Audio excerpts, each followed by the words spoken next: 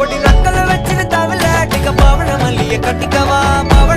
கட்டிக்கவா நான் பவழ மல்லிய கட்டிக்க